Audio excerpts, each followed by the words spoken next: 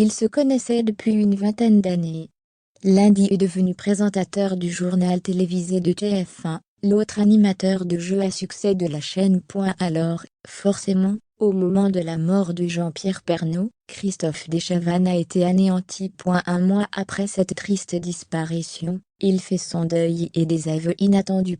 Déjà plus d'un mois que Jean-Pierre Pernaut nous a quittés.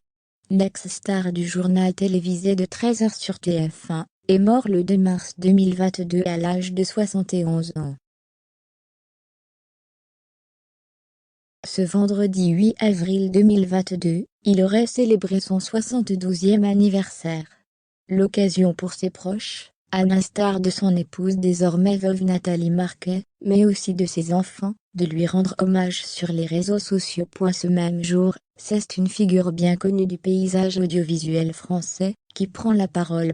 Interrogé par nos confrères de TV.ma, Christophe Dechavanne évoque la perte de ce grand journaliste, lui qui avait assisté à ses obsèques le mois dernier à la basilique Sainte-Clotilde, dans le 7e arrondissement de Paris. La mort de Jean-Pierre Pernaut, Christophe Dechavanne l'a mal vécu. Ça a été très brutal, je l'avais eu au téléphone pas très longtemps avant son décès, je ne pensais pas que ça partirait en couille comme ça, lui non plus d'ailleurs, se souvient-il. Je connais des personnes qui l'ont eu à peine une semaine avant et, à qui il disait avec son grand sourire, et son rire rocailleux: t'inquiète, ça va le faire. En réalité, l'état de santé de Jean-Pierre Pernaut s'est dégradé en quelques semaines.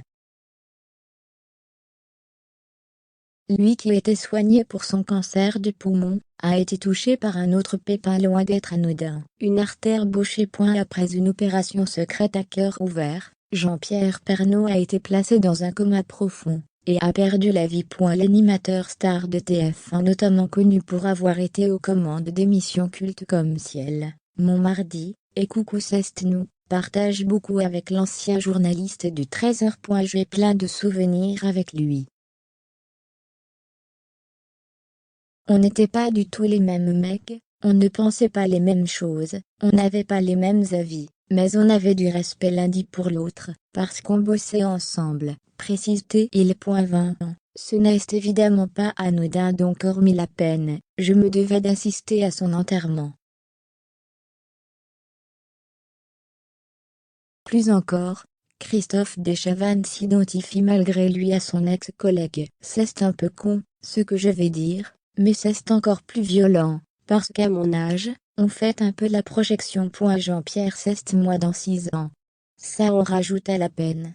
Une déclaration lourde de sens pour l'animateur de 64 ans.